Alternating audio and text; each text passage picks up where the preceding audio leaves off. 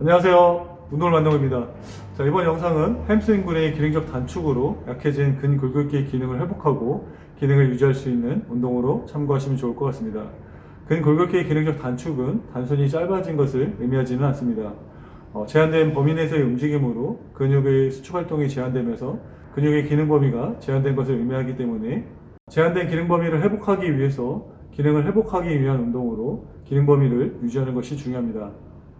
지난 영상에서는 햄스트링근의 기능적 단축으로 발생할 수 있는 문제점과 구조적으로 단축될 수 있는 체형에 대해서 참고하실 수 있는 영상이었습니다. 햄스트링근의 기능 범위를 회복하기 위해서는 우선 근육의 수축에 대해서 이해를 하시고 근 수축의 종류에 대해서 알고 필요한 근 수축 운동을 하시면 좋을 것 같습니다. 근 수축이란 근육이 자극에 반응하여 수축하는 현상을 말합니다. 상시적으로 알아두셔야 할 근 수축의 종류는 등척성, 등장성, 등속성 수축이 있습니다. 근 수축에 대해서는 다음 영상에서 다시 준비하도록 하겠습니다. 햄스트링근의 기능 범위를 회복하기 위한 단계적 첫 번째 운동으로 누워서 힙을 들어 올리는 힙 브릿지를 단계적으로 해볼 수 있습니다. 엉덩이 운동으로 많이들 하지만 힙 브릿지는 고관절 신전과 슬관절 굴곡으로 햄스트링근의 협응 동작을 익히면서 수축 기능을 회복하기에 좋은 운동입니다. 자, 단계적으로 햄스트링근의 기능 회복을 위한 운동을 시작하도록 하겠습니다. 첫 번째 단계는 힙을 들고 고관절의 움직임과 근육의 길이 변화 없이 버티는 등척성 운동으로 생각하시면 좋을 것 같습니다. 허리가 둥그렇게 말리지 않게 중립을 유지하고 힙을 들어 올린 상태로 햄스트링근이나 둔근의 피로감이 느껴질 때까지 30초에서 1분 이상 자세를 유지할 수 있도록 합니다. 저항 강도를 높이기 위해 밴드를 무릎에 걸고 하는 것도 좋습니다. 버티는 시간을 기록하고 1분에서 2분간 휴식하고 다시 반복해서 버텨주는 것으로 3세트에서 5세트 이상을 목표로 해볼 수 있습니다.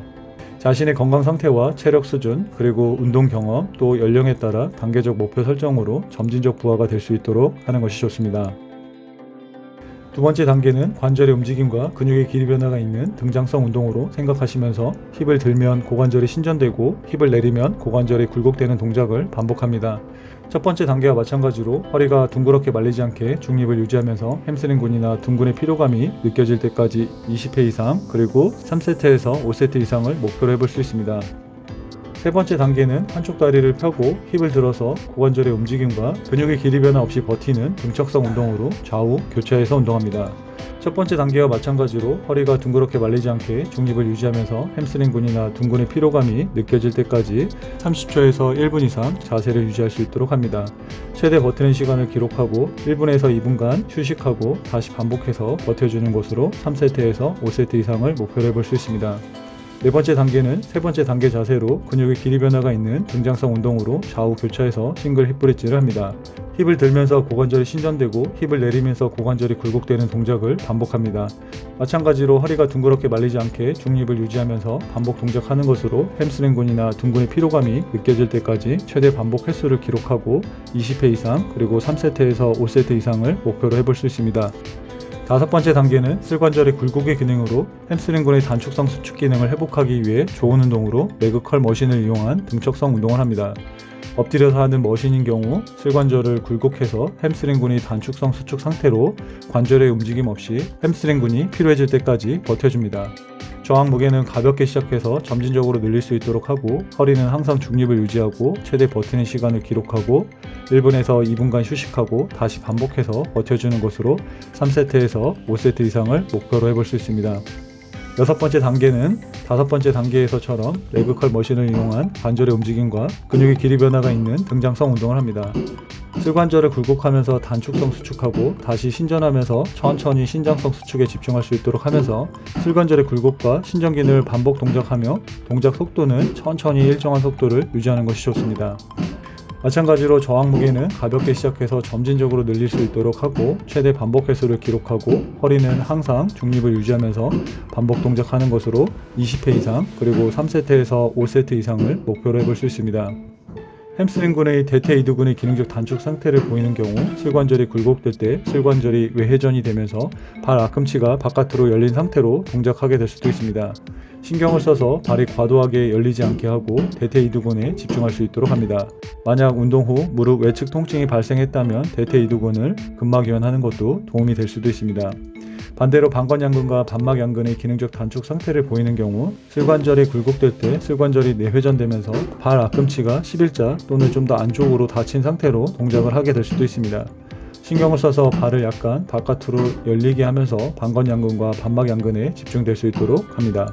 만약 운동 후 무릎 내측 통증이 발생했다면 방건양근과 반막양근을 근막이완하는 것도 도움이 될 수도 있습니다. 하지관절의 체형에 따라 슬관절이 구조적으로 외반위가 증가된 외반슬 체형의 경우 발 보폭을 조금 넓게 하고 내반위가 증가된 내반슬 체형의 경우는 발의 보폭을 조금 좁게 하는 것이 구조적으로 자연스러운 동작이 될 수도 있습니다. 7번째 단계는 고관절 신전의 기능으로 햄스트링근의 신장성 수축 기능을 회복하기에 좋은 운동으로 짐볼을 이용한 누워서 고관절 등척성 신전 운동을 합니다. 누워서 한쪽 발을 짐볼 위에 올려놓고 짐볼을 누르면서 버티는 것으로 햄스트링근의 피로감이 느껴질 때까지 30초에서 1분 이상 자세를 유지할 수 있도록 합니다. 짐볼 위에 있는 하지와 대각선에 있는 상지는 굽혀서 팔꿈치로 바닥을 누르면서 자세 유지를 도와줍니다. 최대 버티는 시간을 기록하고 1분에서 2분간 휴식하고 다시 반복해서 버텨주는 것으로 3세트에서 5세트 이상을 목표로 해볼 수 있습니다. 8번째 단계는 7번째 단계와 같은 방법으로 누워서 고관절 등장성 신전 운동을 합니다. 짐볼을 누르면서 2초에서 3초간 단축성 수축으로 버티고 천천히 힘을 빼고 다시 반복합니다. 허리는 항상 중립을 유지하고 마찬가지 짐볼 위에 있는 하지와 대각선에 있는 상지는 굽혀서 팔꿈치로 바닥을 누르면서 자세 유지를 도와주면서 반복 동작하는 것으로 최대 반복 횟수를 기록하고 20회 이상 그리고 3세트에서 5세트 이상을 목표로 해볼 수 있습니다. 9번째 단계는 이전 단계와 마찬가지로 짐볼을 이용해서 고관절 등척성 운동으로 한쪽 발만 짐볼 위에서 버티고 반대 발도 같은 높이로 자세를 유지하며 마찬가지 짐볼 위에 있는 하지와 대각선에 있는 상지는 굽혀서 팔꿈치로 바닥을 누르면서 자세 유지를 도와줍니다. 햄스트링근의 피로감이 느껴질 때까지 30초에서 1분 이상 자세를 유지할 수 있도록 하고 최대 버티는 시간을 기록하면서 1분에서 2분간 휴식하고 다시 반복해서 버텨주는 것으로 3세트에서 5세트 이상을 목표로 해볼 수 있습니다. 10번째 단계는 이전 단계에서 고관절의 움직임이 있는 등장성 운동을 합니다. 마찬가지 짐볼 위에 있는 하지와 대각선에 있는 상지는 굽혀서 팔꿈치로 바닥을 누르면서 자세 유지를 도와주면서 힙을 들고 2초에서 3초간 버티고 다시 천천히 원위치하고 다시 반복 동작하는 것으로 햄스트링근의 피로감이 느껴질 때까지 최대 반복 횟수를 기록하고 허리는 항상 중립을 유지하면서 반복 동작하며 1분에서 2분간 휴식 후 다시 반복해서 버텨주는 것으로 3세트에서 5세트 이상을 목표로 해볼 수 있습니다.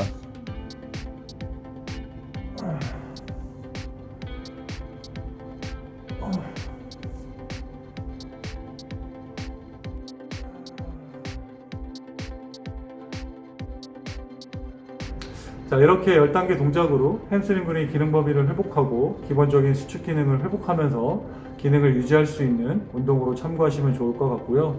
이후에 데드리프트나 스쿼트를 하는 것이 부상을 예방하고 효율적인 운동이 될 수도 있습니다. 데드리프트나 스쿼트 운동이 크게는 비슷해 보이지만 체형에 따라서 발의 보폭이라든지 발의 각도, 그립을 잡는 방법, 다양한 부분들이 달라질 수 있기 때문에 자신의 체형에 관심을 갖고 체형을 이해하고 받아들이는 마음으로 바르고 건강한 평생 운동을 하시길 바라겠습니다. 자, 오늘 준비한 영상은 여기까지고요. 항상 바르고 건강한 평생 운동을 응원하도록 하겠습니다. 감사합니다.